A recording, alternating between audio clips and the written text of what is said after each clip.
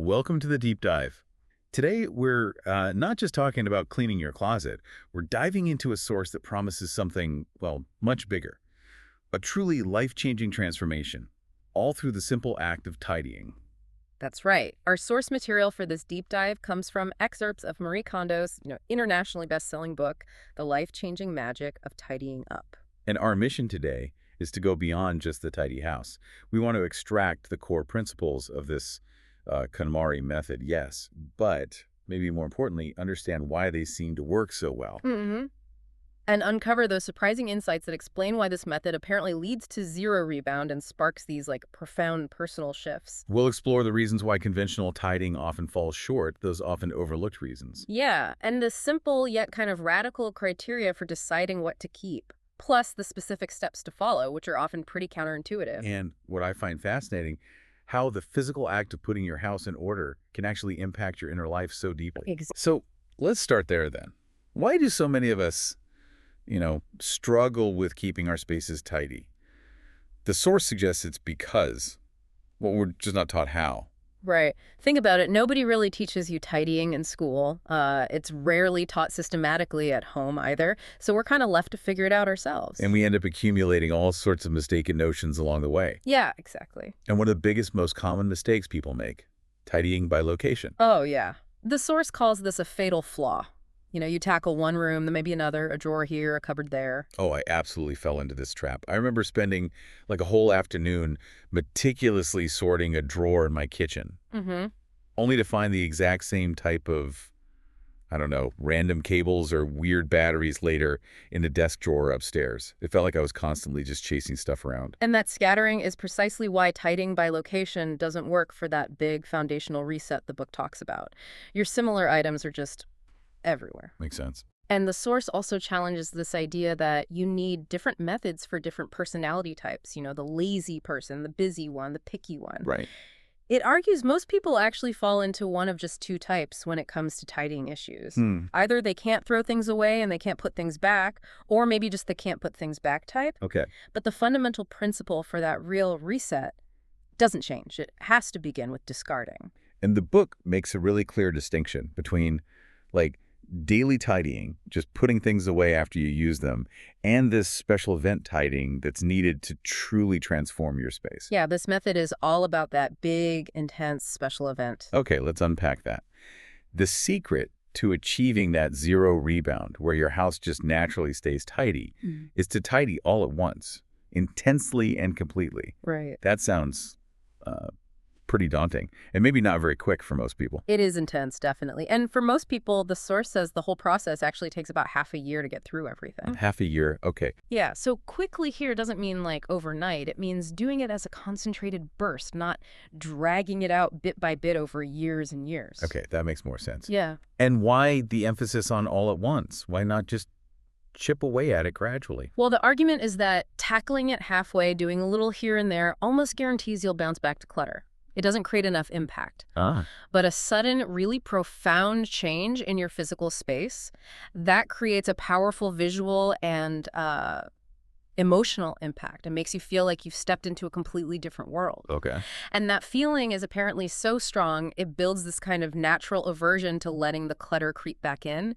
The change needs to be significant and sudden to really create a complete change of heart and break those old habits. It's less about speed, more about creating that distinct before and after. Right, got it. So, step one, before you even touch a single item to discard, is visualizing your ideal lifestyle. This feels really crucial, doesn't it? Absolutely. The source really stresses this. You need to connect with why you're motivated to tidy in the first place. What do you truly hope to gain from it all? So it's not enough to just say, oh, I want a clutter-free house. No, exactly. You need to be concrete. You need to vividly picture what your life would actually look like and feel like living in that space. The book shares that example of a client who wanted, I think it was a feminine lifestyle. And she described it in amazing detail. Clear floor, tidy like a hotel room, a pink bedspread, an antique lamp. Yeah, she imagined herself having a bath before bed, using aromatherapy, listening to classical music, doing yoga, drinking herbal tea. really specific stuff. Yeah, level of detail. And that specificity is what grounds the whole process. It gives you a clear destination, something to aim for. Right. And if you find this step difficult, the source suggests, looking through interior design magazines or even visiting model homes just to help spark ideas and figure out what really resonates with you. Okay, so once you have that vision locked in, how do you actually decide what stays and what goes? This is like the million-dollar question for most people. It really is. And the most common mistake, according to the source, is focusing on what to throw away. That's where we usually get stuck. Okay. The radical shift the KonMari method proposes is to flip that completely, focus instead on what to keep. There's that really powerful anecdote in the book, isn't there? Where the author, after years of struggling with these discarding focus methods, she heard this voice say, "Look more closely at what is there." Yeah, that moment was apparently transformational for her. It led to the realization that she'd been so fixated on getting rid of things she didn't want that she had completely forgotten to actually cherish the things she did love and wanted to keep. Which brings us right to the core criterion, the simplest, most accurate yardstick for making these decisions. You hold each item one by one and you ask yourself, does this spark joy? Just that simple question. If the answer is a clear, definite yes, you keep it. If it's not, you thank it for its service, which is an interesting part too, and then you let it go. And this is profoundly different from rules like, discarded if you haven't used it in a year. Totally different. Because it's based purely on your personal feeling, your intuition, right here in the present moment, not some arbitrary rule. Okay. And to actually implement that effectively, we circle back to avoiding that fatal location mistake. You have to tidy by category. Yes. This is non-negotiable in the method. Okay. It means collecting every single item within a given category, like clothes or books from every single corner of your house and bringing it all together in one place. Pile it all up. Pile it all up. Seeing the sheer volume of everything you own in just one category is often really shocking. I can imagine. And that visual can really strengthen your resolve to only keep what truly matters. So like taking every single piece of clothing from every closet, every drawer, the laundry basket, maybe off the back of a chair, and putting it all on the floor in one giant heap. Exactly that. A mountain of clothes. Wow. And the order you tackle these categories is also really crucial. It's specifically designed to help you hone that spark joy intuition. You start with the easier items and move towards the more difficult ones. Right, so it's clothes first, then books, then papers, then kimono, which is all the miscellaneous stuff. Yeah, the catch-all category. And finally, mementos, the sentimental items. Right. You build up your decision-making muscle, your confidence, and that spark joy feeling before you get to the really emotionally charged stuff. Makes sense. Oh. Let's maybe touch on a few key points from the source about some of these categories. Clothes first. Beyond just gathering them all, the book has some pretty strong advice about what clothes to keep, right? Oh, yeah. A really key point is this idea of honoring your time at home. The source considers it almost like taboo to keep clothes you don't really like just for loungewear. Oh, interesting. I think a lot of people do that. Totally. But the argument is your time relaxing at home is precious. You should be surrounded by and wearing clothes that actually make you feel good, even if it's just your pajamas. So, ditch the sloppy old sweatsuit if it doesn't spark joy. Okay, point taken. And for storage, folding is strongly, strongly recommended over hanging. Yes. The source highlights the incredible space-saving advantage first. You can apparently fit like 20 to 40 folded items in the space where you might only hang 10. Wow, that's a big difference. It is. But it's also about more than just space. Folding is seen as a way of handling each item with care, pouring energy into it, almost a form of connecting with your clothes, this T8 concept mentioned. Right. And the folding technique itself aims for a simple rectangle shape that allows for vertical storage, which we'll probably talk more about later. And the book is very specific about socks and stockings. I remember reading that. Oh, yes. Never ball them up or tie them in knots. Huh. Yeah, the idea is to fold them neatly into that simple rectangle shape and store them vertically, standing up. It's about treating even these humble items with respect. Okay. And then there's the radical idea that you don't actually need seasonal storage. Yeah, this one blows some people's minds. The source argues that the whole custom of packing away seasonal clothes, like the Japanese koromoge tradition it mentions, isn't really necessary for most modern homes. So keep your winter sweaters out in summer. Basically, yes. If an item sparks joy, you keep it accessible in your main closet or drawers. You don't need to hide things away just because it's July. This also apparently prevents you from forgetting what you own and then buying duplicates later. That makes sense. Okay, moving on to books. The core message here seems to be keep only those that spark joy right now, not the ones you vaguely intend to read someday. Exactly. It's not about the potential value someday, it's about the current feeling. The source includes that anecdote about someone copying inspirational quotes into a file, but then never actually looking at the file again. It perfectly illustrates how keeping things just in case, or for some future intention, often means they're never actually used. Maybe the value was just in the moment of finding the quote or buying the book. Right, the act itself.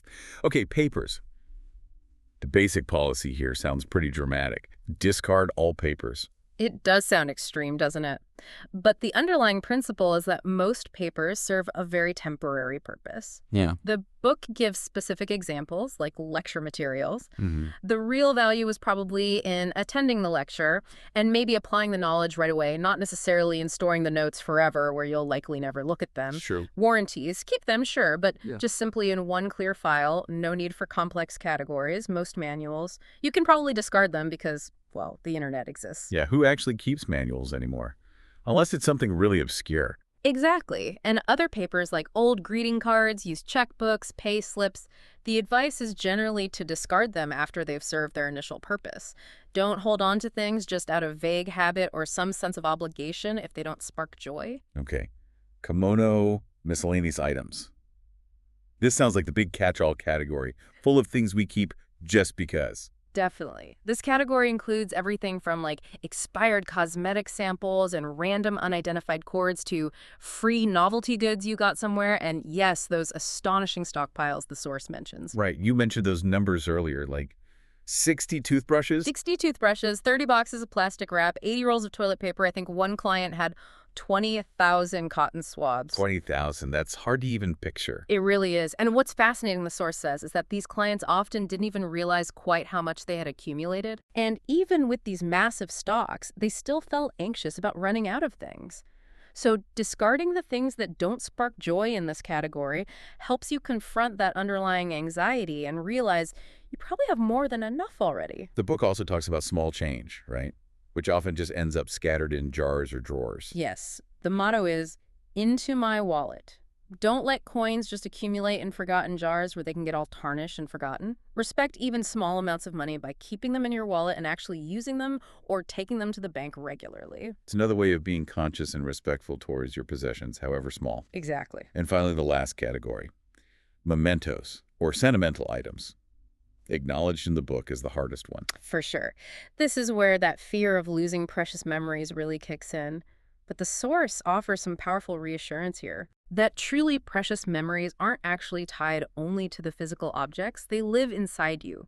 You live in the present moment, and the joy you feel now is ultimately more important than clinging to every single physical reminder of the past. And the book is very, very firm on the whole, I'll just send it to my parents method for getting rid of stuff. Oh, absolutely. Calls it a huge mistake. It doesn't actually resolve the issue for you. It just transfers the burden, the clutter, and often the guilt onto someone else. It shows a lack of consideration. Yeah. There's that story about the author's sister receiving unwanted hand-me-downs, and it just highlights the negative impact this can have on the recipient and even the relationship. It's like exporting your clutter problem. Right.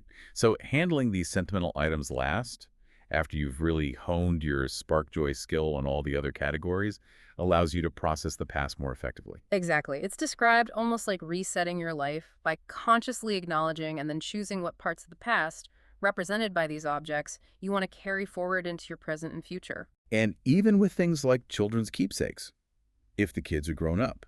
The source suggests actually asking them. You might be really surprised. They may not be attached to the same items you thought were incredibly important or meaningful to them. They might be totally fine letting things go. Interesting point. Okay, so once you've gone through that really intense discarding process and drastically reduce what you own, Yeah. the book says storage becomes incredibly simple. Yes, the guiding principle becomes ultimate simplicity. Those clever, complicated storage solutions you see advertised, they often fail because they're just impractical in daily life. There's that anecdote about the fancy turntable storage thing. Oh yeah, the one that was supposed to be perfect for salad dressings in a corner cabinet, but it just resulted in bottles sliding around and falling over. A simple rectangular box worked far better. And the reason those complicated storage systems often fail is because they kind of hide things, right? Yeah, exactly. Complex systems can mask how much you truly own, which can lead you right back to overaccumulation. Simple storage, especially the vertical storage, the method advocates, allows you to see everything pretty much at a glance. You're immediately aware of your inventory and when you actually have enough of something. Okay, and storage should generally be by category, using broad similarities like cloth-like, paper-like, or maybe electrical items. Mm-hmm. And the book also stresses dedicating a focused storage space for each family member if that's possible in your home. Why is that important? It creates a sense of ownership, a personal sanctuary for their belongings.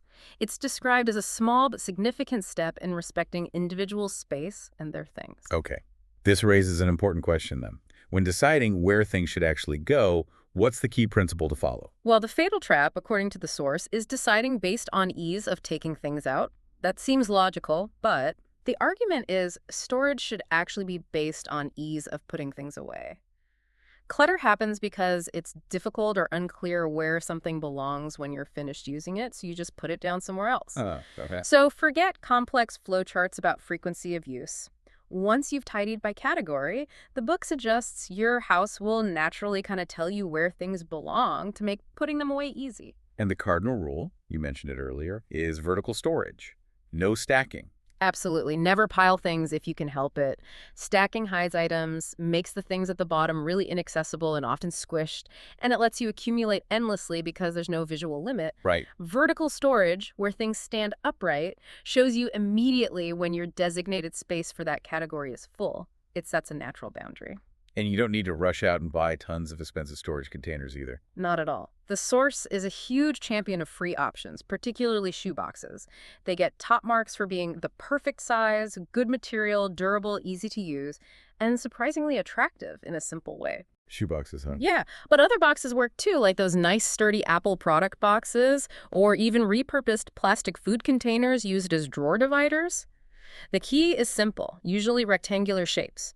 Avoid large, round, or really irregular boxes unless the box itself genuinely sparks joy for you. What about storing bags? Handbags? Backpacks? The method is super simple. Store bags inside another bag of a similar material or type. So maybe cloth bags inside one cloth bag, leather inside leather. Okay. Keep the straps visible so you can easily see what's inside, and the rule of thumb is a maximum of 2 bags stored inside another one. For knapsacks, maybe just one inside another. It's all about visibility and simplicity, not necessarily maintaining a perfectly rigid shape for every bag. And there's a simple daily habit recommended too. Empty your bag every single day. Yes. This prevents that slow buildup of receipts, wrappers, and random stuff. It helps you avoid losing important items in the depths of your bag, and it stops you from buying duplicates of things like lip balm because you couldn't find the one you already own. It's a small habit, but reinforces being conscious of what you carry around. Totally. Okay, what about bigger items? Things that tend to take up floor space, like suitcases or maybe hobby equipment. Generally, those belong in the closet. The source talks about utilizing deep closet spaces effectively, perhaps putting storage units inside the closet to hold these items. The main goal is to get things off the floor and into their designated homes. And quick tips for kitchens and bathrooms. Seems like the simplicity principle applies there too. Absolutely. Keep counters and sinks as clear as possible. Store items underneath in cupboards or in drawers. The book even mentions, kind of interestingly, drying dishes or cutting boards out on a veranda or balcony if you want super minimalist kitchen counters. Ah. And store seasonings away from the heat and grease of the stove. Yeah. Simple, practical stuff. There are also some charming, maybe slightly more unusual tips in the book, like making the top shelf of a bookcase your personal shrine. Yeah, that's for things like effective good luck charms or talismans. It's presented as a way of giving proper respect to these special items and helping make your home feel like a more sacred, sort of powerful space just for you. Right. It also serves as a reminder, the book notes, that many charms have an expiry date, often about a year, and should ideally be returned to their origin, like a temple or shrine. And decorating the inside of your closet. Ah, yes, your secret delights. Putting things like posters, photos, or special memorabilia inside your closet doors or walls, things only you see when you open it, creates this little private paradise just for you. It's another way to infuse your space with personal joy, even in hidden corners. I like that. Okay, so once the major tidying event is complete, the book talks about refining habits to maintain it. One is immediately unpacking and detagging new clothes when you bring them home. Yeah, don't leave things sitting in shopping bags or with the tags on for ages. It takes up space, obviously, but more subtly, the source suggests it kind of dulls your sense of ownership and your connection with the item, like it hasn't fully arrived in your life yet. And avoiding excessive stocking up, even when things are on sale. This goes right back to that stockpile anxiety we talked about. The source argues that the cost of storing tons of extras in terms of space and mental energy often outweighs the small savings from a sale. Plus, items just get older sitting unused. So buy what you need when you need it. Pretty much. And then immediately integrate it into your space by unpacking it and putting it away. There's also mention of more advanced tidying, like removing visual information. What's that about? That's things like peeling labels off storage containers or even removing prominent logos from boxes or product packaging inside cupboards. Why? The source claims this makes the space feel more peaceful and serene because your brain isn't constantly processing all that unnecessary text and visual noise. It creates a calmer visual environment. Interesting. And a final kind of fascinating point about how we should treat our belongings. Yeah, the source really encourages thinking of your items almost as if they were alive, or at least deserving of respect and care. There are anecdotes, like one about a cell phone seeming to die right after receiving a heartfelt thank you message, Uh, or how top athletes often meticulously care for their equipment. It suggests this idea of a reciprocal relationship, that cherishing and caring for your things makes them feel more vibrant, and in return, they feel like they're supporting you better. so beyond just the tidy space, what is the real life-changing magic the title promises? The source seems pretty confident, guaranteeing that if you engage with this method with a genuine intention for change, you can achieve it. Yeah, a really key effect that comes up is discovering what you truly like. By physically handling potentially thousands of your items and asking, does this spark joy? Over and over, you are forced to confront your genuine preferences. That's like a crash course in self-discovery stuff. Exactly. The source suggests reflecting on your childhood interests often reveals clues about what genuinely sparks joy for you now as an adult. Tidying becomes this way of taking stock of your entire history of decisions, as embodied in your possessions, and that process reveals what you truly value deep down. And this repeated act of decision-making, based on that internal spark joy feeling, Yeah. builds something really crucial, doesn't it? Confidence. Absolutely. By repeatedly making decisions about what to keep based only on your own personal criteria and your feeling of joy, you hone your decision-making skills across the board. Right. The source explicitly states this process builds confidence in your judgment, which fundamentally builds confidence in yourself. The author even attributes tidying to saving her from a period of low self-confidence. And the difficulty many people have in discarding things is often linked, the book says, to either an attachment to the past or a fear for the future. Yeah, identifying which of those applies to you when you're struggling to let go of different items can be incredibly revealing. It shows you patterns in your relationship with your possessions, sure, but those patterns can even mirror patterns in your choices in other big areas of life, like relationships or your career path. So what you choose to own kind of reflects how you choose to live. That's the idea. What you want to own reflects the kind of life you want to live. And the sheer volume of things people end up discarding is just astounding. You mentioned those averages earlier, like 20, 30 bags per person, maybe 70 for a whole family. It's huge. Yet the source claims virtually no one regrets discarding the items that didn't spark joy. That realization itself is really powerful. It proves just how many unnecessary things we often surround ourselves with, things that don't actually add value or happiness to our lives. And finally, this whole process of discarding helps you stop blaming external factors when problems arise. Yeah, it encourages taking responsibility for your own choices and actions, because the decision to keep or discard each item is always ultimately yours. The author makes a point of never making the final decision for a client. Why is that so important? Because putting your own house in order, making those decisions yourself, is what truly changes your mindset and hones your ability to make choices based on your own values, not someone else's. So ultimately, the magic effect is this gain confidence and finding more happiness simply by being surrounded only by things you genuinely love. Things and maybe even people that genuinely support you and spark joy for you. There's that lovely story the author tells about keeping a seemingly unremarkable Kikoro t-shirt, something others might not understand, Hmm. simply because it sparked intense joy for her. And the feeling is that items that are truly loved and cared for radiate a kind of positive energy back, almost like they want to be of more service to you. Okay. So we've taken a deep dive into Marie Kondo's method, this intense category-based process centered on keeping only what sparks joy, Stored simply, stored vertically. which promises not just a tidy house, but potentially a fundamental shift in your mindset and your confidence. It's a method that really asks you to visualize your ideal life first, then confront your relationship with every single possession you own, one item at a time. And in doing that, it helps clarify what you truly value and maybe even who you want to become. Yeah, if we connect this to the bigger picture, your physical space isn't just, a container for your stuff. It's a powerful reflection of your inner state. And deliberately changing one can profoundly impact the other, leading to some surprising gains in confidence and clarity. So here's a final provocative thought for you, our listeners, to mull over. If the act of discerning what sparks joy and discarding what doesn't in your physical space can genuinely help free you from attachment to the past and fear of the future, Hmm. what immediate action could you take right now, maybe even today, to apply that same principle to something less tangible in your life? Perhaps a habit that no longer serves you, a commitment you feel obligated to, or even maybe a relationship.